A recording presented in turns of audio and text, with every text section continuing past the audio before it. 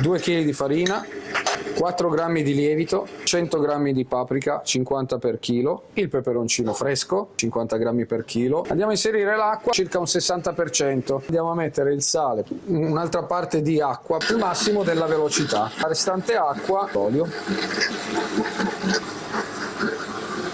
Finito il nostro impasto, siamo intorno ai 24-25 gradi. Togliamo il nostro impasto,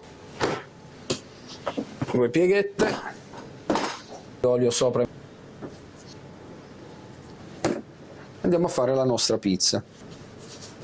C'è anche un detto a Napoli che va aperta a schiaffo, ma visto che la pizza è femmina, io la accarezzo, non la schiaffeggio. Pomodoro, mozzarella, provola affumicata, peperoncino, duia di Spilinga.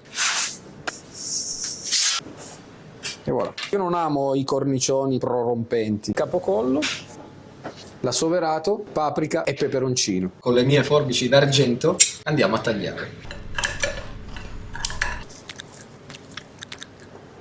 È solo per i più forti, La buon calabrese è ottima. E adesso prova a farla a casa e scrivimi nei commenti se ti è piaciuta. Buon appetito.